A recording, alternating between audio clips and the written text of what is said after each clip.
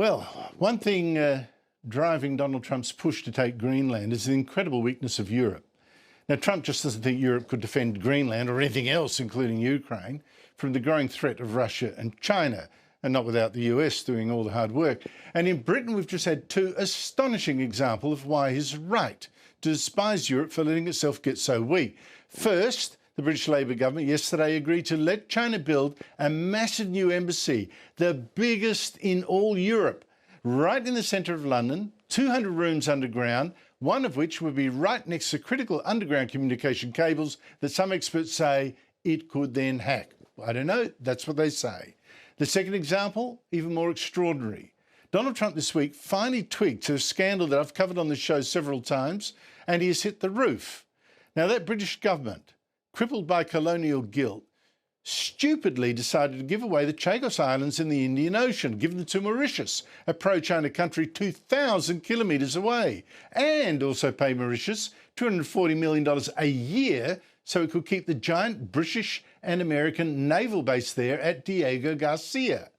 And now Trump has posted a scathing attack on this giveaway, saying, shockingly, our brilliant NATO ally, the United Kingdom, is currently planning to give away the island of Diego Garcia, the site of a vital US military base, to Mauritius. The US giving away an extremely important land is an act of great stupidity and is another in a very long line of national security reasons why Greenland has to be acquired.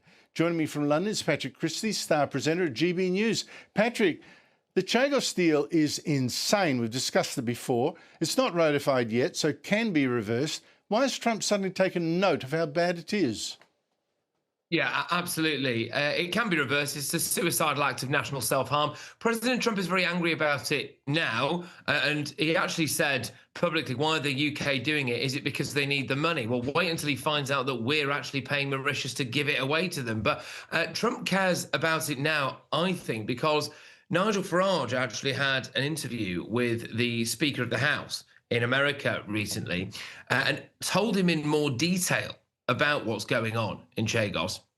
And there is a chance there that that's got back to President Trump, and he's seeing this renewed stance, which could actually mean that GB News is about to save a piece of British sovereign territory, which would be nice. But I do think he's deciding to see the world in more kind of vital, big power terms, Trump, and looking at it and using it as leverage when it comes to him taking Greenland. But the British government has U-turned 14 times so far. They need to do it again. You know, I would say that we're led by incompetent technocrats, but it's probably quite offensive to technocrats. The funny thing about this, though, in a way, is that apparently President Trump is considering just buying Diego Garcia off the Mauritians. So our incompetent leader might have paid for the privilege of giving it away to Mauritius so that all their citizens can stop paying income tax and they can wipe off their national debt. And then President Trump might just buy it and have it in its entirety. So that would be the worst piece of negotiating that we've ever seen by our Labour government. And that is where we are at the moment. But the big one for me, obviously, Andrew, really, is the Chinese embassy as well. Yeah, what is it? Is it really a security risk?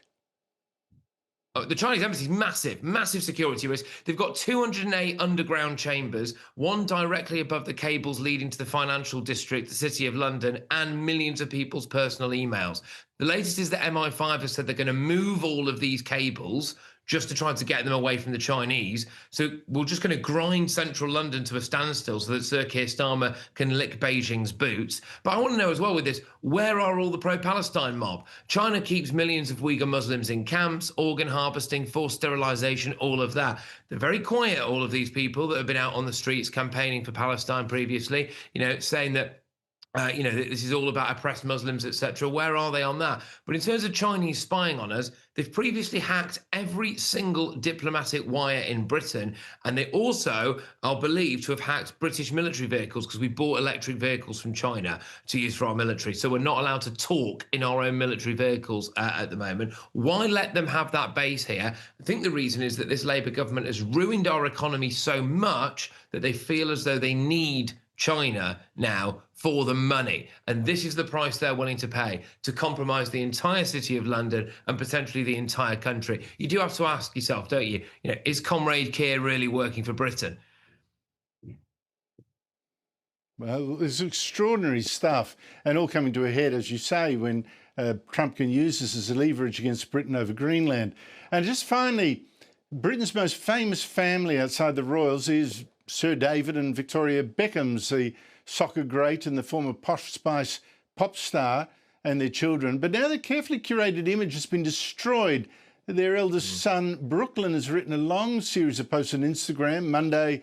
They're saying he wanted no more contact with his parents, accused them of ruining his life, trying to make them part of their very controlled social media image, and even ruining his wedding to a billionaire's daughter, with his mother hijacking his wedding dance and dancing, quote, inappropriately, end quote, with him.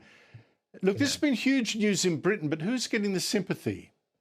Well, it's a little bit of a mixed bag in terms of whose side people are on. Personally, I'm in the camp that Brooklyn is a useless, spoiled Nepo baby who needs to be a bit more grateful. He tried his hand at photography, took a picture of an elephant that you couldn't see, if you remember that. He tried his hand at being a chef. All he did was do things like make a bacon sandwich. He then thought, oh, I'll just want to be a racing driver. Was rubbish at that as well, so couldn't be a racing driver. The only good thing he's done in his life is bagging a billionaire heiress. And let's be honest, that's only happened because he happens to have the same last name as his dad. So I think he should be a little bit more grateful. The thing I will say about this, Andrew, is apparently there is video footage of Victoria Beckham's supposedly inappropriate dance. The only people in possession of that video footage are Brooklyn Beckham and his now wife, Nicola Peltz. Release the tapes. That's what I say. Release the tapes. Well, look, if it is as he says, that Victoria Beckham was the star of the wedding dance when it should be the bride, I have some sympathy with him, and also suspect it is very hard to live the son of a very successful megastar and not be a success yourself. But anyway, I think there's more to come out. Thank you so much, Patrick Christys. Really appreciate it.